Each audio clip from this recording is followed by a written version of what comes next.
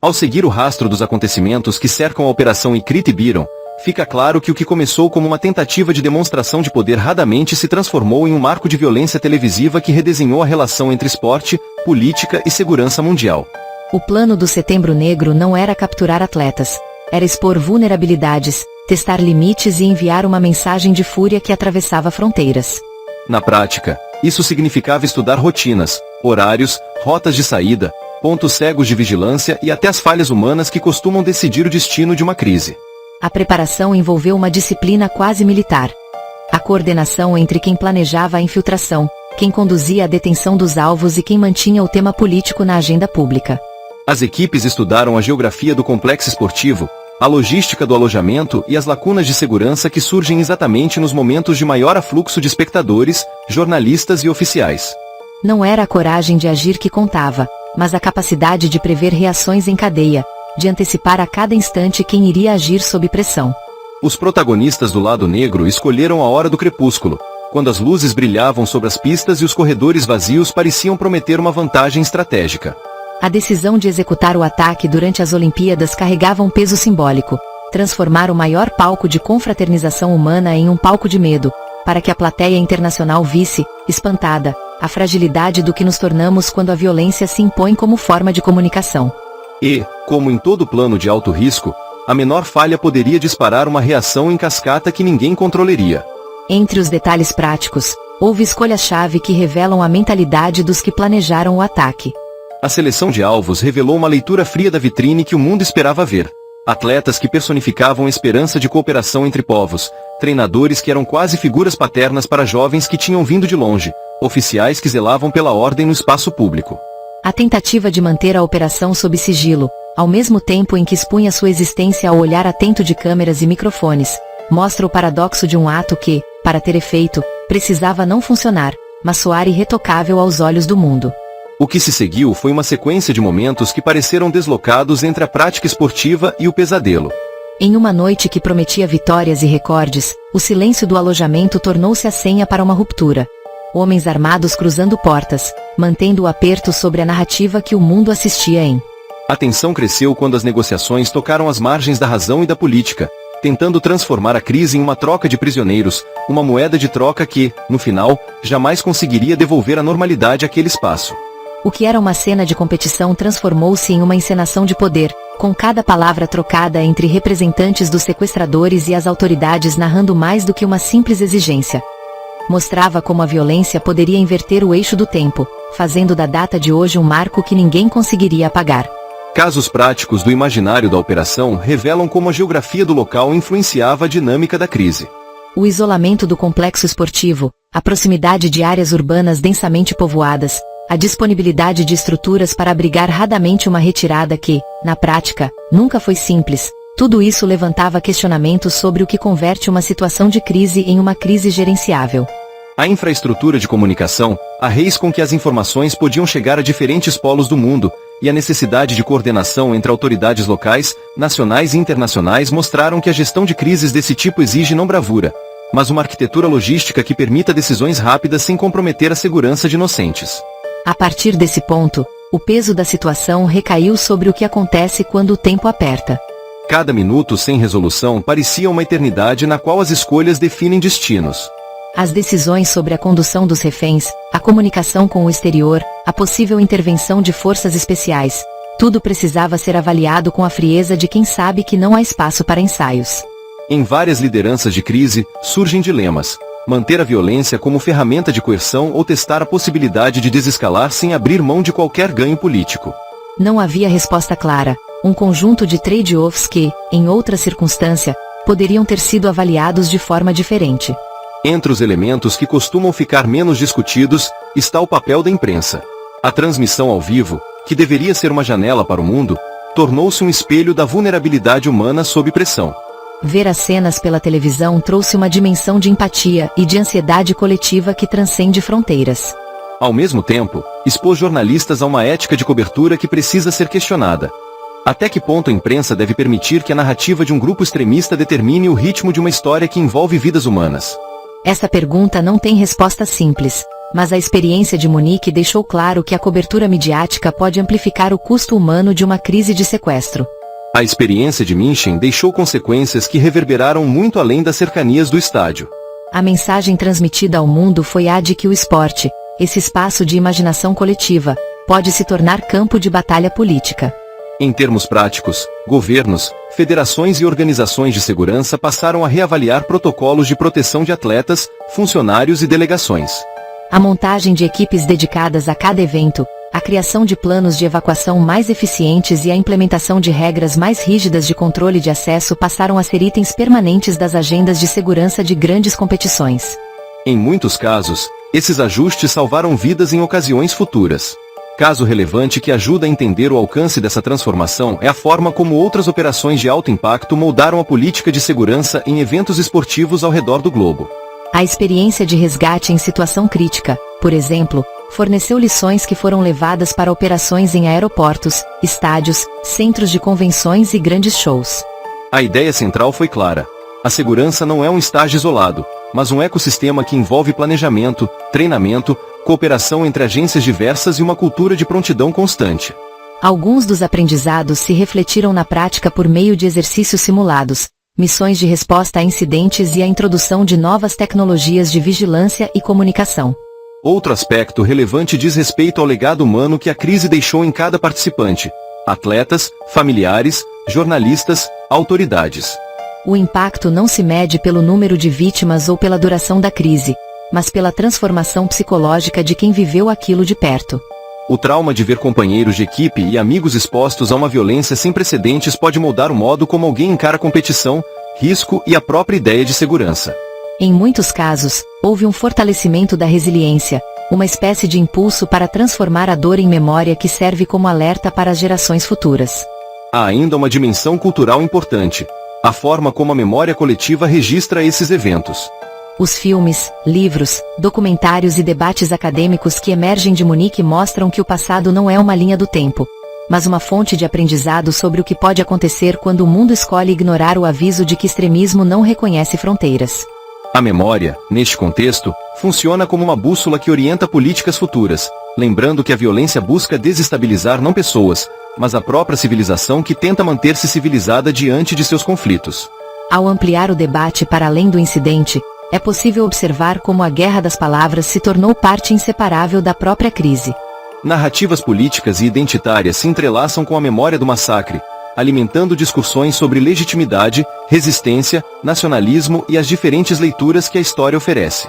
Em muitos debates, a pergunta não é quem errou mais, mas como a linguagem pode facilitar ou dificultar a construção de um entendimento que preserve a dignidade humana mesmo em tempos de confronto.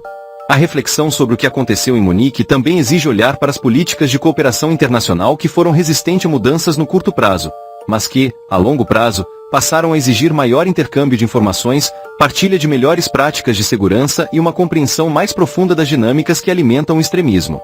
Em termos práticos, esse amadurecimento político levou à criação de redes de cooperação entre países para prevenir ataques, compartilhar inteligência e coordenar respostas rápidas, mostrando que, às vezes, a resposta a uma tragédia é tanto diplomacia quanto força. No coração dessa narrativa permanece a ideia de que eventos de violência extrema forçam uma recalibragem da nossa percepção de risco e de responsabilidade. Eles lembram que a proteção de vidas humanas não pode depender exclusivamente da coragem de poucos, mas requer uma infraestrutura de instituições, leis, técnicas e valores que sustentem a vida em comum. A história de Ykrit e Byron, interpretada nesse contexto, não é uma crônica de um ataque, mas uma vitrine sobre como sociedades aprendem, esquecem parcialmente e, por fim, reconstroem caminhos para que o esporte continue a ser uma arena de encontro humano, não de choque. A cada memória que emerge, uma lição aparece com mais clareza. A violência se alimenta da surpresa, da desinformação e da ausência de coordenação. Por isso, a construção de redes fortes entre atletas, famílias, federações, autoridades locais e agências internacionais não é uma boa prática. É uma proteção real contra o que quando o impulso de destruir parece mais fácil do que construir. A história que aqui se desenvolve não termina em um veredito definitivo, mas abre espaço para o debate sobre como, no presente, podemos transformar uma leitura sombria de um passado doloroso em ações concretas que protejam vidas sem interromper a vida que o esporte representa. Enquanto o mundo olha para frente, É fundamental que lembre o peso de cada decisão tomada nos momentos de crise. Decisões que parecem rápidas e simples podem ter consequências duradouras, não para as vítimas diretas, mas para comunidades inteiras que aprendem a conviver com a sombra de um acontecimento que mudou a forma de ver a segurança nos eventos internacionais. A memória de Munique serve para lembrar que a empatia coletiva não é passiva. Ela exige responsabilidade, vigilância contínua e um compromisso com a proteção dos inocentes sem recuar diante das complexidades políticas que atravessam o cenário global. Ao encerrar esse mergulho, fica evidente que a história da Operação Ikrit e Byron, associada ao Setembro Negro, carrega um mosaico de lições que ultrapassa o terrorismo. Trata-se de uma discussão sobre fragilidade humana, sobre a maneira como organizamos sociedades diante do medo e sobre o poder do esporte como símbolo de uma convivência que deve prevalecer mesmo sob pressão extrema. A reconstrução do passado, com seus detalhes difíceis, não tem o objetivo de entreter com choque, mas de iluminar caminhos que nos impeçam de repetir erros, porque cada escolha responsável na gestão de crise salva possibilidades de futuro. Estamos ficando por aqui. Gostou do vídeo? Inscreva-se no canal e compartilhe com os amigos, para que mais pessoas possam entender o peso de decisões difíceis, as lições que ficam quando a violência abala uma celebração unificadora e as formas pelas quais a memória pode orientar escolhas mais seguras no mundo do esporte e da sociedade. Que a memória das vítimas, o peso das escolhas e a responsabilidade de quem protege a vida pública nos lembrem sempre de que a história não é o que aconteceu, mas o que decidimos fazer com esse conhecimento daqui para frente. A esperança não é a ausência de medo, é a determinação de agir com claridade mesmo quando tudo parece desabar. Que possamos caminhar adiante com mais prudência, mais empatia e um compromisso renovado com a dignidade humana, para que o esporte continue a ser uma ponte e não um campo de batalha. Os bastidores do Grupo Setembro Negro mergulham profundamente nas complexas e violentas tensões do Oriente Médio do final dos anos 1960 e início dos anos 1970. A organização surgiu em um contexto marcado pelo trauma da Guerra dos 6 Dias, em 1967, quando Israel derrotou radamente as forças de Egito, Síria e Jordânia, ocupando territórios estratégicos como a Cisjordânia, a faixa de Gaza, a península do Sinai e as colinas de Golã. A derrota não humilhou os Estados Árabes, mas também deixou a população palestina em uma situação de extrema vulnerabilidade, alimentando o sentimento de urgência para uma ação organizada contra o que era percebido como uma ocupação estrangeira. Em meio a esse cenário, a Organização para a Libertação da Palestina OLP ganhou força como uma plataforma central de resistência.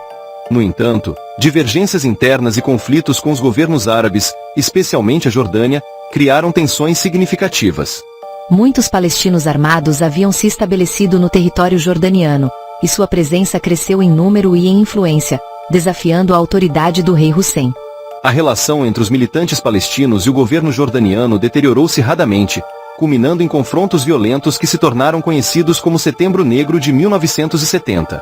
O nome do Grupo Setembro Negro deriva diretamente desse massacre. Em setembro de 1970, o rei Hussein ordenou a expulsão forçada de militantes da OLP de seu território, resultando em uma série de combates sangrentos e repressão intensa que matou milhares e consolidou um trauma profundo na memória palestina. A brutalidade desses eventos marcou não a política regional, mas também a mentalidade de alguns militantes palestinos mais radicais, que viam a luta armada como um caminho inevitável para a sobrevivência e resistência de seu povo. Setembro Negro surgiu formalmente como uma facção clandestina, operando com extrema secretividade e capacidade logística. Diferenciava-se da OLP por sua propensão a ataques planejados e espetaculares, muitas vezes direcionados a alvos internacionais para chamar a atenção mundial à causa palestina. A estrutura do grupo era descentralizada, com células autônomas que operavam em várias partes do Oriente Médio e na Europa, garantindo sigilo e mobilidade estratégica. Os membros do grupo eram frequentemente treinados em guerrilha urbana e técnicas de terrorismo político, com um rigoroso código de disciplina e lealdade à causa. A ideologia que os guiava combinava nacionalismo palestino com um pragmatismo brutal. Atacar simbolicamente inimigos de Israel e governos árabes considerados traidores era uma forma de projetar poder e manter a relevância no cenário internacional. A primeira operação de destaque do grupo demonstrou a sofisticação e o planejamento detalhado que se tornariam sua marca registrada. A escolha de alvos e o timing das ações revelavam não habilidade militar, mas também um profundo conhecimento da mídia internacional e da psicologia do medo. Cada ataque era meticulosamente estudado para gerar repercussão, influenciar negociações políticas e pressionar governos a reconsiderar suas alianças no conflito árabe-israelense. O Grupo Setembro Negro também se tornou sinônimo de sequestros e assassinatos seletivos. Membros eram instruídos a agir com precisão cirúrgica, evitando danos colaterais quando possível, mas utilizando a violência extrema como ferramenta de propaganda e intimidação. Essas ações não expunham vulnerabilidades de seus adversários, mas também forçavam a comunidade internacional a lidar com a complexidade da questão palestina de uma maneira cada vez mais urgente. O treinamento dos militantes envolvia longos períodos de preparação física e psicológica, com instruções em manejo de explosivos, armamento leve e táticas de infiltração. Além disso, havia ênfase na resistência à tortura, à captura e à vigilância, garantindo que cada membro estivesse preparado para operar em condições extremas. Essa abordagem fez do grupo uma força implacável e imprevisível, capaz de desafiar governos poderosos em operações de alto risco. Financeiramente, o grupo dependia de uma combinação de apoio externo e atividades clandestinas. Estados simpatizantes da causa palestina forneciam fundos, armas e treinamento, enquanto operações autônomas, como sequestros e extorsões, sustentavam parte das atividades do grupo. A complexidade logística dessas operações refletia não ambição, mas também disciplina estratégica, permitindo ao grupo manter uma presença internacional significativa apesar de seu tamanho relativamente pequeno.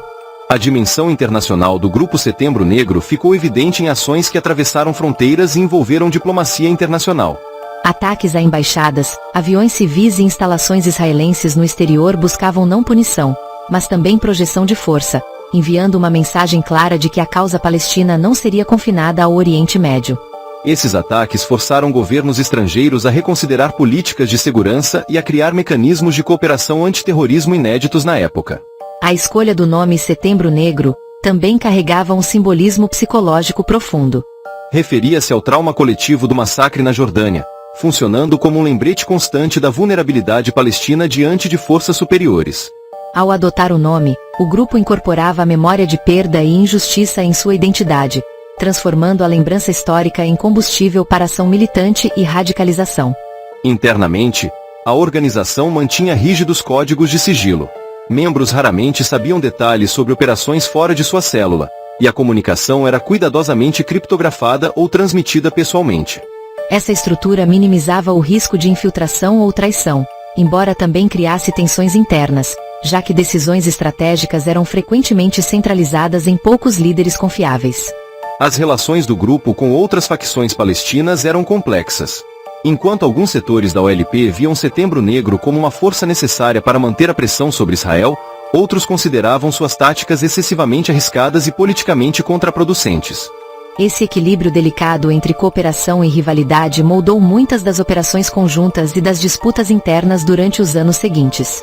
A repercussão internacional das ações do Setembro Negro também redefiniu percepções sobre terrorismo e política global. A mídia desempenhou um papel central, amplificando a visibilidade das operações e transformando ataques locais em crises globais.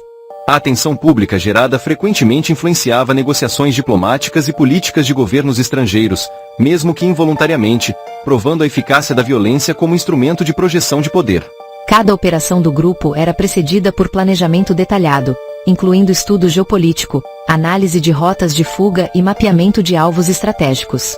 A disciplina tática e o rigor operacional contrastavam com a narrativa caótica frequentemente associada ao terrorismo, demonstrando que a violência do grupo era cuidadosamente instrumentalizada e racionalizada dentro de sua visão de resistência. Além das ações externas, o grupo mantinha uma intensa rotina de doutrinação ideológica. Reuniões secretas, treinamentos políticos e estudo de textos nacionalistas reforçavam a narrativa de luta contínua, de martírio e de justiça histórica. A internalização dessa narrativa fortalecia o comprometimento dos militantes e justificava os sacrifícios pessoais como parte de uma missão maior. As consequências psicológicas das operações eram profundas. Militares e civis que participavam ativamente desenvolviam resistência ao medo e à dor, mas também eram expostos a traumas constantes. A socialização dentro do grupo criava uma mistura de camaradagem intensa e pressão para manter lealdade absoluta, moldando indivíduos dispostos a arriscar suas vidas repetidamente em nome da causa. O Grupo Setembro Negro também demonstrou habilidade em explorar brechas diplomáticas. Ataques eram muitas vezes cronometrados para coincidir com eventos internacionais, reuniões de alto nível ou negociações de paz, ampliando o impacto político de cada ação. Essa estratégia refletia não conhecimento militar, mas também compreensão sofisticada do teatro político global. A operacionalidade internacional exigia suporte logístico complexo. Passaportes falsos, rotas de fuga seguras e contatos em diversos países permitiam mobilidade rápida e difícil rastreio.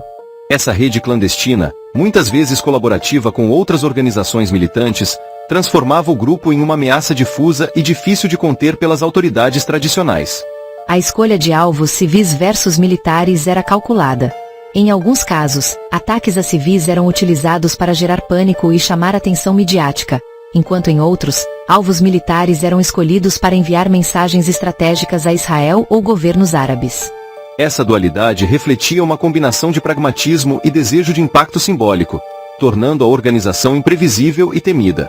Dentro do grupo, decisões sobre operações eram frequentemente centralizadas em líderes-chave, que equilibravam ousadia com cautela. A cadeia de comando era curta, garantindo reis na execução de ataques, mas também aumentando a pressão sobre os líderes responsáveis por determinar quem participaria de cada missão e como ela seria conduzida. A relação do grupo com a população palestina era ambígua. Por um lado, muitos viam o Setembro Negro como defensores da causa nacional, dispostos a enfrentar forças superiores.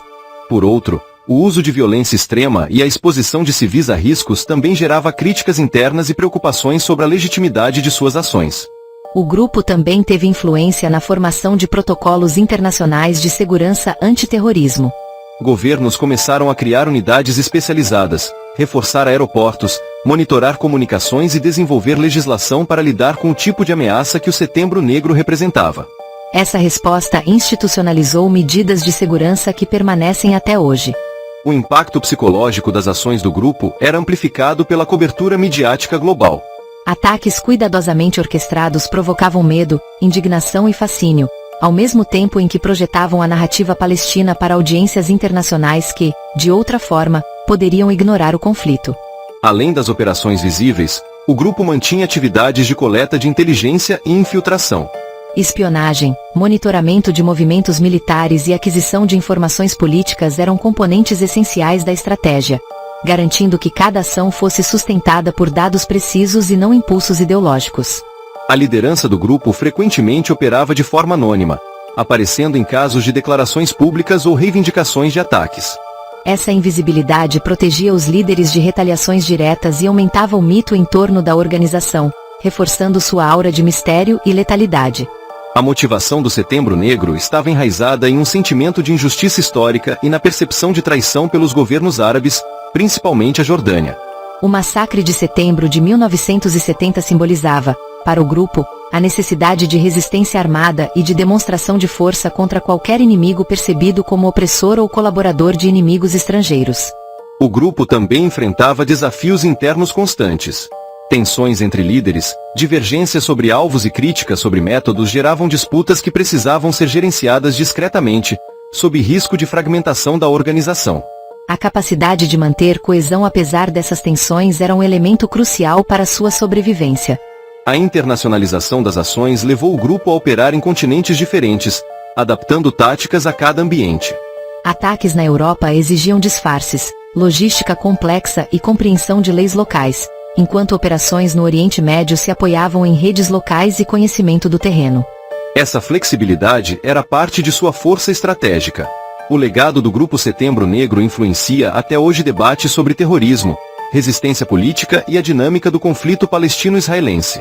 Suas ações demonstraram como grupos relativamente pequenos podem impactar políticas internacionais e mobilizar atenção global através de violência estratégica e planejamento meticuloso. Apesar de sua notoriedade, muitos aspectos internos do grupo permanecem envoltos em segredo. A forma como recrutavam, treinavam e mantinham disciplina é parcialmente conhecida, mas detalhes específicos de operações e estruturas de comando ainda despertam o interesse de historiadores e analistas de segurança. A narrativa do grupo é marcada pela tensão entre martírio e pragmatismo. Cada ação violenta era justificada como necessária para a sobrevivência e reconhecimento da causa palestina, enquanto o cálculo estratégico determinava a execução e minimização de riscos para o núcleo operacional. A combinação de ideologia, planejamento rigoroso e audácia fez do Setembro Negro um ator que redefiniu os parâmetros da luta palestina e a percepção internacional do conflito árabe-israelense. Cada operação era uma demonstração de como a memória de traumas históricos podia ser transformada em ação direta, calculada e globalmente ressonante. O grupo funcionava não como organização militar clandestina, mas como símbolo de resistência para setores radicais da causa palestina, incorporando a memória de massacres, expulsões e injustiças em uma narrativa contínua de luta e sobrevivência. O impacto das ações do grupo reverberou em décadas posteriores, influenciando métodos de outras organizações militantes, estratégias de segurança internacional e políticas governamentais em diversas regiões. O Setembro Negro tornou-se um modelo para operações de terror de alta visibilidade e repercussão política, moldando a forma como o mundo entendia e respondia à militância palestina. A estrutura do grupo, centrada em células independentes e operações sigilosas, garantia que a organização permanecesse resiliente frente a investigações e represálias. Essa descentralização tornou-o imprevisível e dificultou esforços para erradicar suas atividades, consolidando seu papel como ator persistente e temido no cenário internacional. A visão estratégica do grupo combinava resistência ideológica com cálculo político. Cada ação, desde sequestros a atentados, era estudada para maximizar o impacto simbólico e midiático, reforçando a narrativa de injustiça palestina e pressionando adversários a responder de forma pública, mesmo quando limitada ou simbólica. O Grupo Setembro Negro também enfatizava disciplina psicológica, preparando membros para lidar com situações extremas e suportar o peso emocional da violência que praticavam ou testemunhavam. Essa formação criava operativos altamente focados e capazes de manter a coesão sob pressão intensa. O contexto histórico que moldou o grupo, incluindo derrotas militares, deslocamentos populacionais e conflitos internos árabes, forneceu o terreno fértil para o surgimento de uma organização que unia memória histórica, ideologia radical e táticas de impacto global, transformando tragédias locais em instrumentos de luta internacional. A evolução do grupo demonstrava como forças não estatais podiam operar eficientemente contra governos e estruturas militares estabelecidas, utilizando conhecimento, planejamento e redes clandestinas para criar efeitos desproporcionais à sua dimensão numérica. As operações eram meticulosamente cronometradas, frequentemente ocorrendo em momentos de máxima tensão pública. Essa manipulação do calendário político e midiático aumentava a percepção de poder e inevitabilidade do grupo, fortalecendo sua imagem de força implacável e estratégica. O Grupo Setembro Negro exemplifica o cruzamento entre memória histórica e ação política violenta, utilizando eventos traumáticos do passado como justificativa e motivação para operações que buscavam não vingança, mas projeção internacional da causa palestina.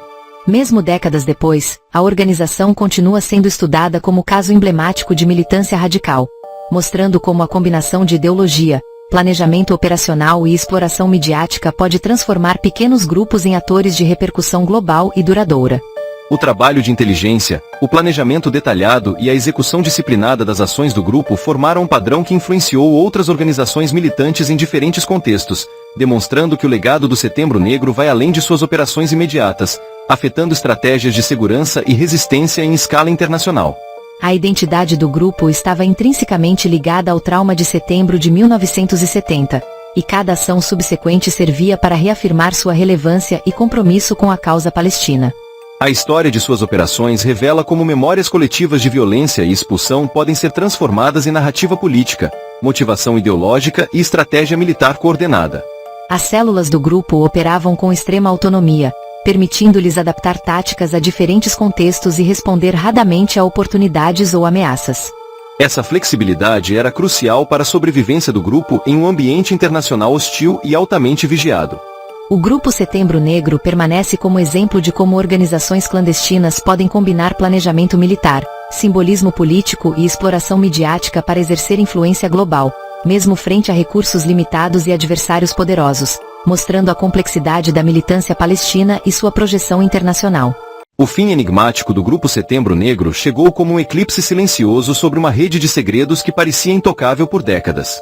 Durante anos, o grupo operou nas margens da história, onde as manchetes não chegavam e as testemunhas eram silenciadas pelo medo. A origem remonta a um período de turbulência política, quando jovens encontraram nas ruínas do poder uma causa que parecia eterna. Foi formado por células que se falavam pouco, mantidas por uma rede de camaradas que trocavam códigos, palavras de passagem e planos de ação. Sua sigla, Setembro Negro, ressoava mais como um presságio do que como identificação. Não era uma gangue de violência, era uma constelação de destinos reunidos pela ideia de que a ordem antiga deveria ser desfeita. O aparato de operações era simples e sombrio, uma hierarquia descentralizada, lideranças ocultas, e uma disciplina que transformava qualquer vazamento em missão de retaliação. As armas de fogo e as explosões eram parte de um repertório. O verdadeiro poder residia na capacidade de silenciar, de provocar medo contínuo.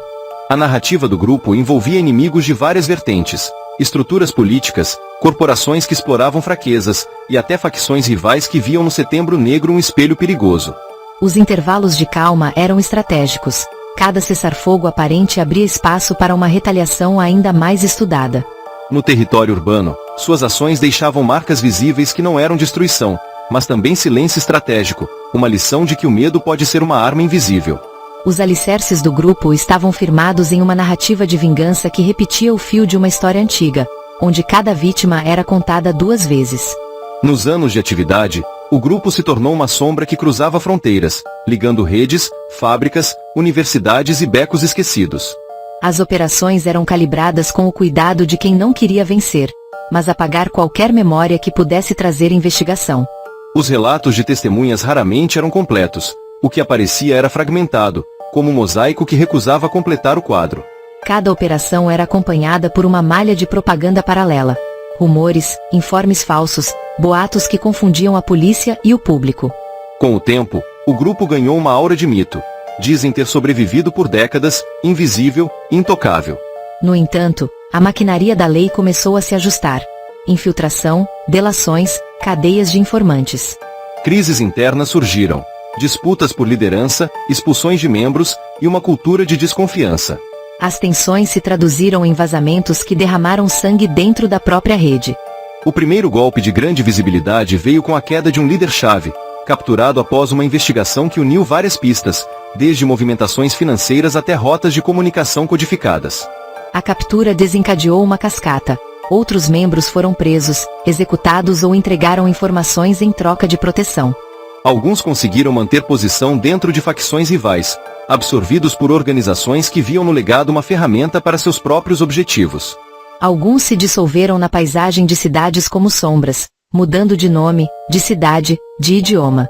As ruas testemunharam aparições esporádicas de mensagens gravadas em paredes, lembranças de infiltrações antigas. Outras facções usaram o legado com pragmatismo brutal, abrindo caminho para uma política de silêncio permanente. Muitos de seus remanescentes foram mortos ou sumiram sem deixar rastros, enquanto outros ganharam abrigo em bordas de redes criminosas e milícias urbanas. A desintegração foi não física, mas psicológica. Famílias tocadas pelo desaparecimento de jovens conhecidos, comunidades que não perdiam o medo. Ainda hoje circulam rumores sobre o que restou do grupo, sobre mensagens cifradas, encontros em locais esquecidos. O legado de medo permaneceu em estatísticas não faladas, trechos de investigações marcados em vermelho, relatos de vizinhos que não abriam as portas à noite. O silêncio gerou uma cultura de vigilância invisível, câmeras onde não existiam câmeras, alertas falsos, boatos de que o Setembro Negro ainda observa. A dor das famílias, o peso de decisões tomadas em nome de uma ideia, deixaram cicatrizes que atravessam gerações. Hoje, o símbolo persiste como lembrança incerta, uma marca que não se apaga por completo. No entanto, o desenrolar do tempo sugere que o fim não é conclusão, uma dobra na linha do tempo, pronta para se abrir novamente. O fim enigmático do Grupo Setembro Negro não chegou com rugido. Chegou com o silêncio das prisões que se fecharam, com operações que não se repetiram, com a sensação de que o eixo da clandestinidade havia se deslocado para outra direção. O tempo, que tudo revela, também revelou como a sombra que eles criaram acabou dobrando sobre si. O que era uma ofensiva decidida tornou-se um labirinto de despedidas, de mortes, de silêncios que não se quebraram. Anos de operações secretas, de retaliações calculadas, deixaram um rastro que não se apaga com a morte de um líder. O rastro não era de corpos e de nomes. Era de arquivos que sumiam, de contatos que cortaram vínculos, de recursos que se movessem sem que ninguém soubesse exatamente para onde. A cada operação bem-sucedida seguia-se uma contabilidade invisível de quem sobrava, de quem escapava, de quem se dissolvia na rede de relações entre facções rivais. O que ficou foram memórias de medo, de disciplina rígida, de códigos que só faziam sentido para quem conhecia o mapa das sombras. Havia, entre os sobreviventes, uma certeza amarga. A linha entre aliado e inimigo mudava conforme o vento, e a própria ideia de lealdade tornava-se uma peça móvel no tabuleiro. A retaliação, que parecia uma constante, passou a parecer mais uma cadeia de réveillons fracassados. Promessas quebradas, sapatos que não voltavam a calçar, rostos que sumiam de cenas públicas e privadas. Os que permaneceram vivos, em geral, o fizeram porque encontraram portas de saída que não eram dramáticas nem heroicas. Algumas saídas vieram pela infiltração de novos atores em suas fileiras. Membros que, cansados de esconderijos, escolheram trocar de pele, buscando um equilíbrio entre passado e presente. Outras saíram pelo peso da lei, pelos julgamentos que não escolhem cores nem fronteiras, que transformam antigos combatentes em testemunhas de uma época que não volta. É possível observar, em muitos relatos, uma espécie de absorção por outras facções. Não houve cataclisma, houve fusão de expertise, de métodos, de redes de apoio. Alguns antigos membros migraram para organizações com rituais e linguagens diferentes, levando consigo o know-how de operações clandestinas, e ao mesmo tempo, abrindo espaço para uma nova leitura de velhos códigos. Essa absorção não apagou o passado, ajudou a converter o passado em uma fonte de experiência para quem precisava continuar funcionando, mesmo que os objetivos fossem outros. Desaparecer das sombras não significou desaparecer como memória. Pelo contrário, deixou uma certeza inquietante. O medo não morre com a ficção, ele pode se transformar em lição, em silêncio que ensina a observar antes de agir, a desconfiar até da própria sombra. O medo, nesse sentido, tornou-se uma linguagem ensinada aos que ficaram, mesmo que de modo como se viver sob ameaça fosse uma competência aprendida com o passar dos anos. Casos práticos e casos relevantes ajudam a entender esse contorno tênue entre presença e ausência. Um dos elementos que mais marcam essa história é o legado de arquivos que não estão nos dossiês oficiais, mas nas gavetas de quem sobreviveu a uma profissão que exige lembrar sem se expor. Testemunhos de agentes que cruzaram com antigos membros em cidades distantes revelam como as redes foram reconectadas, como velhas dívidas de uma era de violência foram quitadas ou renegociadas, como o passado continuou a exigir respostas mesmo quando ninguém mais parecia saber as perguntas. Entre os exemplos que merecem menção está a história de uma célula europeia que, ao ser vasculhada nos anos seguintes, revelou uma cadeia de contatos que não terminou com a queda de seus integrantes. Há quem tenha sido capturado, sim, com documentos que mostravam uma cronologia de operações que remontavam a décadas anteriores. Outros, porém, conseguiram escapar, refugiando-se em comunidades que não tinham mais nenhuma relação com o mundo clandestino, a memória de um segredo que não se arrisca a revelar tudo. Em termos de casos que costumam aparecer nos relatos de arquivo, Munique de 1972 surge como uma referência que não cessa de assombrar. A perseguição aos atletas, a utilização de um espaço público para amedrontar o mundo inteiro, é um lembrete de como a clandestinidade pode transformar um país inteiro em alvo de uma resposta internacional. A partir dali, a operação deixou de ser um crime para se tornar um divisor de águas na forma como governos, as instituições de segurança e a imprensa tratam grupos clandestinos. Outro caso que costuma retornar nas discussões é o de ações que, embora não sempre creditadas de forma clara, mostraram a capacidade de um grupo em projetar uma violência que escapa aos contornos de uma operação isolada. A ideia de que cada ato é o começo de uma cadeia faz parte do legado. O fim não chegou com a prisão de um líder, mas com o acúmulo de operações que começaram a exigir respostas mais rápidas, mais difíceis de esconder, mais difíceis de justificar publicamente. Houve, ainda, um elemento de transformação tática. Certos membros deslocaram-se para atuar como agentes de influência em novos cenários. A experiência acumulada em ambientes hostis abriu portas para funções que não eram meramente de combate, mas de organização, de recrutamento, de proteção de redes. O que parece, a olho nu, um simples desmonte de uma organização, revela-se, na prática, uma realocação de recursos humanos que mudava a natureza da clandestinidade que a antecedeu. A imprensa, por sua vez, ajudou a moldar a imagem do fim, tanto quanto as investigações oficiais.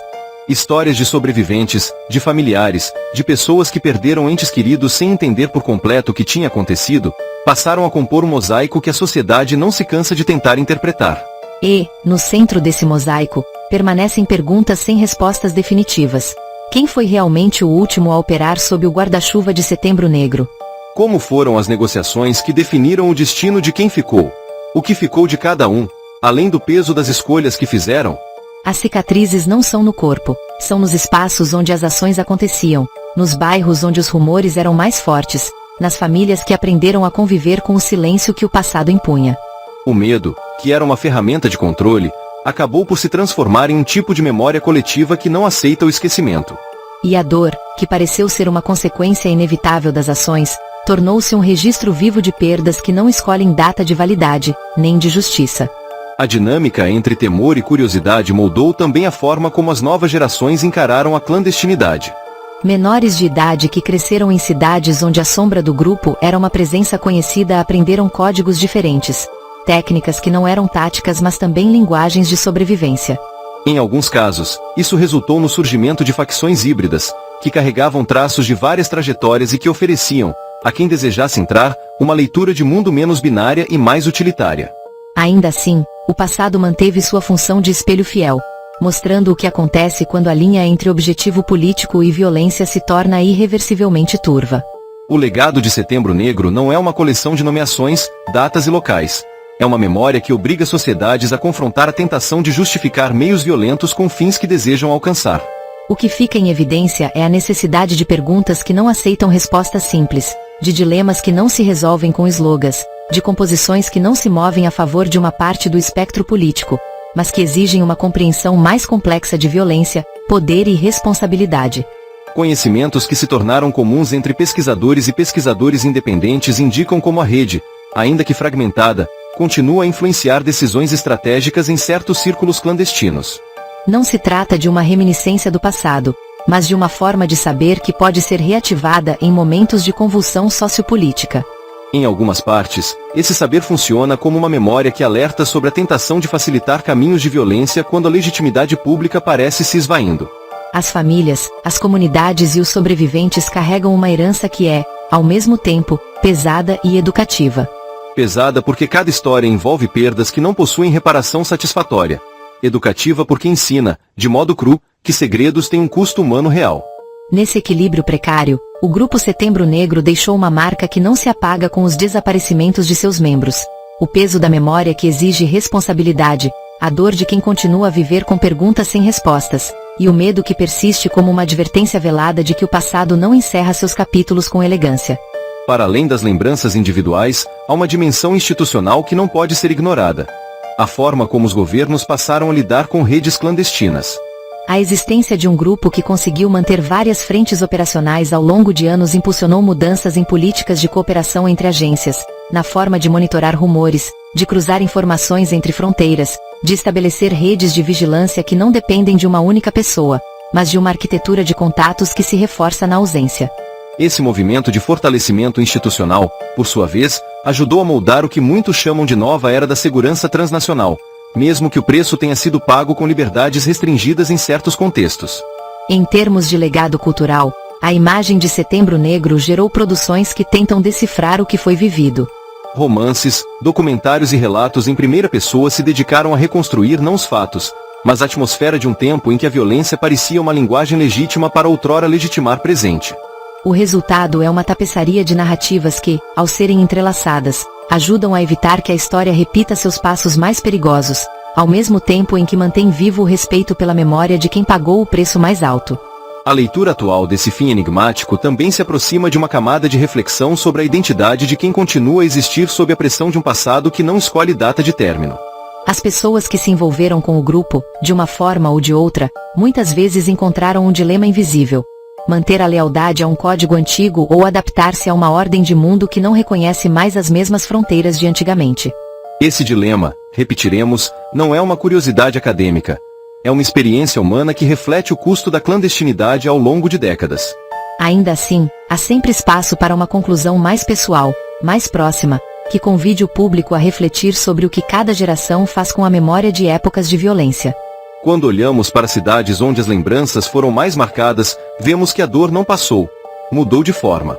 Vimos como bairros inteiros carregaram ecos de confrontos, como praças se tornaram espaços onde o rumor de uma operação antiga ainda parece ressoar. Vimos também que a dor tem uma capacidade extraordinária de se transformar em cautela, em precaução, em um tipo de ética silenciosa que orienta escolhas futuras, às vezes sem que ninguém perceba. A partir desse ponto, a narrativa não quer prescrever respostas, mas oferecer um terreno onde o espectador possa fazer suas próprias perguntas. O que acontece quando um grupo que se apoiou na ocultação de identidades perde o poder de manter essa ocultação? Como uma sociedade que desejava chamar a violência de necessária lida com a ausência de respostas claras quando tudo que resta é a lembrança de vítimas, a culpa que não se pode apaziguar, Há dúvidas sobre o que poderia ter sido feito de outra maneira. Essas perguntas não são históricas. São, de certa forma, presentes no cotidiano de qualquer comunidade que conviva com os ecos de ações que já não podem ser repetidas, mas que insistem em reverberar. A verdade, naquele cenário diluído, é que o Grupo Setembro Negro não terminou com uma sentença de demolição, mas com uma transformação lenta. Uma passagem de uma era de operações clandestinas para uma era de memórias públicas, de investigações contínuas e de debates sobre o custo da violência na busca de mudanças políticas. O seu fim não era o fim de um conjunto de ações, mas o começo de um debate que não tem data marcada para terminar, um debate que continuará a exigir, sempre, uma leitura crítica de como a história registra a violência e a responsabilidade que dela decorre. Ao final, fica a imagem de que a sombra deles persiste, não como um guia, mas como um quando a clandestinidade se alimenta de retaliação e segredo. O retorno à luz não é um simples retorno, é uma reconfiguração do medo, transformado em memória que acompanha gerações. O legado de medo, mistério e dor não se dissolve com a última prisão ou com o último julgamento. Ele se transforma em uma espécie de consciência histórica, que pede cuidado, transparência e uma vigilância constante para que a violência do passado não se repita sob novas roupagens. Estamos ficando por aqui. Gostou do vídeo? Inscreva-se no canal e compartilhe com os amigos. A cada episódio, vamos desvelar camadas dessa história, cruzando documentos, depoimentos e análises para compreender como uma rede de sombras moldou, por décadas, o modo como vivemos a relação entre poder, violência e memória. Que a lembrança de cada vítima não seja uma estatística, mas uma razão para olhar com mais cuidado para as escolhas que fazemos hoje. Que cada capítulo que exploramos desperte perguntas, mas também responsabilidade. A responsabilidade de não permitir que o medo se torne uma justificativa para a crueldade, e a coragem de buscar compreender sem glamorizar. No fim, a história do Setembro Negro não é sobre uma época de violência, mas sobre o peso de cada decisão que mantém a sociedade acordada durante a noite.